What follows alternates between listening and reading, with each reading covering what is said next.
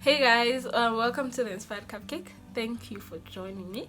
So one of you guys requested that I do a video on property investment. I'm not really a subject matter expert at all. This will be like collection of experiences and ideas that I've seen implemented. So basically what I would say in terms of investing in properties, it's a great idea. I think you have two options. So obviously you are going to look for an area that is a good investment area in terms of rental. So the first thing you want to look at is the rental trends in whatever area you're in.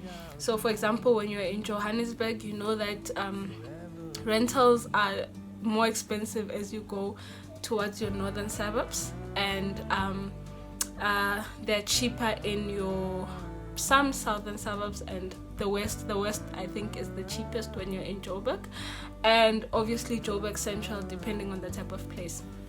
So you want to look at the rental trends. You want to get a place where you can charge enough rent to cover your bond costs if you're going to get a bond, the bond costs and the levies and rates, all of that. So that's the type of property that you want. So you look at the rental trend, very important, because you cannot charge too far out of what the norm is in that specific area, because then you won't get tenants. The next thing that I think is very important is to decide on the quality of tenants that you want. This is very important. Decide on the type of tenant and the quality of tenants. What do I mean by that? So if you want your middle market, your professionals, depending on the earning range and all of that, if you want those people, then you need to buy a property where those people want to live. For example, most of the middle market tenants want to live in upmarket places that are seen to be, places that look nice, or places,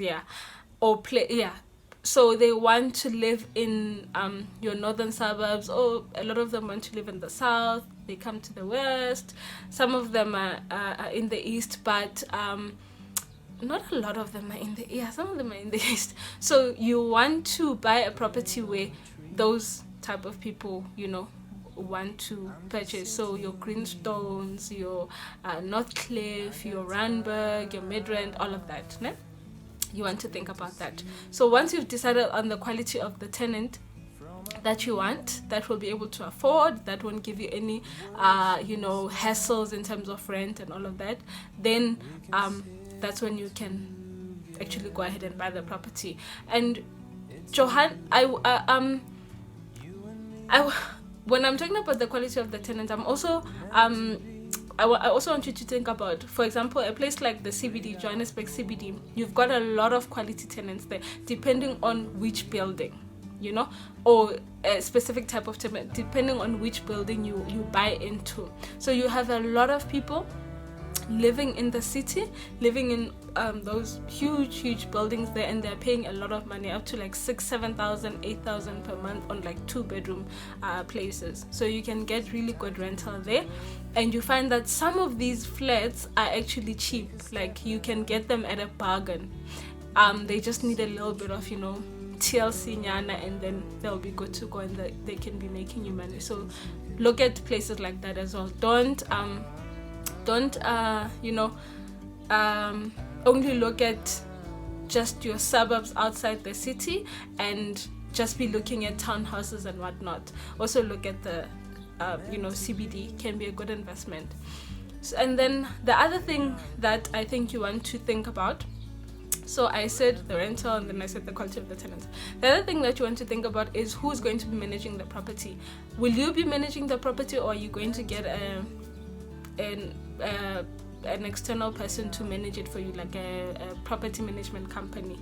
I know that some of the buildings, like flats and stuff, already have property management companies, so automatically, but they don't manage the they manage the overall building. In terms of your actual unit, you still need to manage it. So you also want to think about that. How are you going to manage it, or are you going to get someone to manage it for you? Very, very important.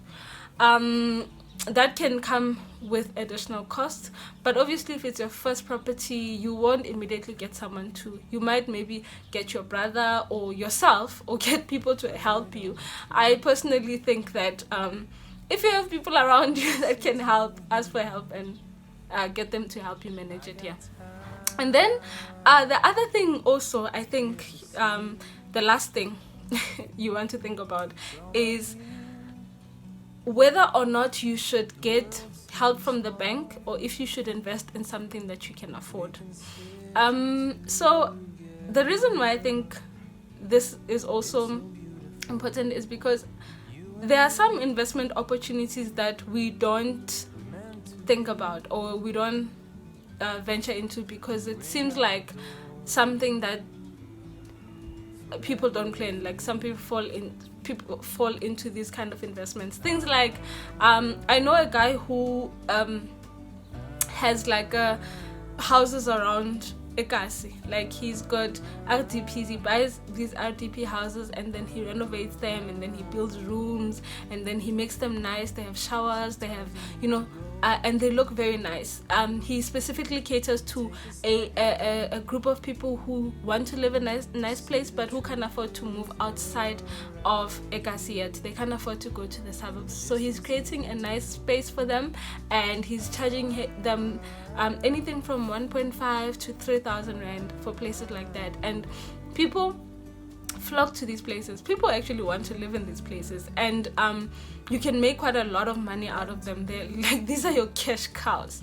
So in just that one property, you can be making up to 15,000 per month. Up to 15,000. It can even be more. I'm being very conservative in the amount. You can make a lot of money out of them. And the difference between them and a townhouse is that with that, the bank will not fund multi-tenanted or something like that.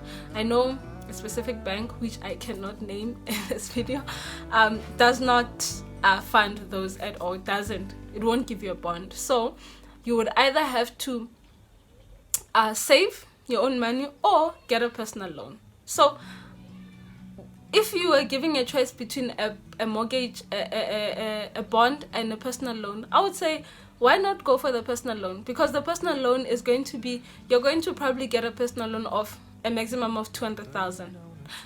It's not going to cost you that much to renovate, and you can get these places for very cheap. Some of them, you can get new developments where RDP houses are going to be built, or things like that. You can get stands. There's a lot, especially in the Pretoria side, and you can basically build your own house or build your own rooms, build very nice things. And I found that so we actually, this other friend of mine, we went through some of the costs of the building, and we're looking at how much would a project like this cost, and you will be amazed at the fact that it won't cost you as much as what your bond is going to cost you, obviously depending on where you get your material and all of that. So you also want to think about investments like that. I think for me that is also like an incredible way to start, because you can start with that and then let that be your cash cow. Yeah, let that be your cash cow, and let that help you now invest in other properties. Then you can move up and go to your Northcliffe, go to your Sandton, go to your what. Because the reality is, when you get a bond, the bank, depending on the type of credit score that you have, and depending on your history, they might give you prime plus. It's very rare that they give prime minus or even prime. They'll give you prime plus 2, prime plus 0.5, prime plus, even prime itself. 10% is a lot of money, guys. And when you can just get a personal loan, that's going to be, yes, the personal loan is expensive, but the personal loan is only for 5 years. Oh, now they've extended to a maximum of 6 years, but you can pay it off quicker, you know, at 200,000 compared to 700,000. I mean, you know, do the maths. It's going to work out cheaper, and it's going to make you more money at the end of the day. And another thing that I wanted to mention is, if you compare these two type of properties, the townhouse is a great idea, but you'll only be able to actually reap the benefits in the long run, like in the long run, guys, like in the long, unless you also work for a financial institution that gives you preferential rates. Then at least you know that, okay, in the short run I can still be making like an extra 1,000, because you find that your bond, you're paying about say 3,000 per month, but you can charge 4.5, you know, so you're making an extra 1,500 per month. But not a lot of people can do that. Not a lot of people can get those preferential rates. So that's what I mean by that property in the location can actually be your cash cow, and can actually be a great start, instead of buying a townhouse that you will actually have to, sometimes some landlords are actually paying extra even on top of the rent. So they'll get the rental for 4.5, and then they still find that after they've paid the municipal rates, they've paid what, they still actually have to put an extra 200 or 500 or whatever the case may be, especially because with you know, sectional titles, there's levies, sometimes you find special levies and all of that, you know, a lot of things like that. So you also want to think about that. I think I have talk so much in this video, and I've promised you guys that I won't be making long videos anymore. I'll try not to talk too much. So I hope this has been helpful for someone, and let me know if you want me to go into specific details about what, you know, about property investment and all of that, and I will do so if I can. Thank you so much for joining me. See you on the next video. Bye.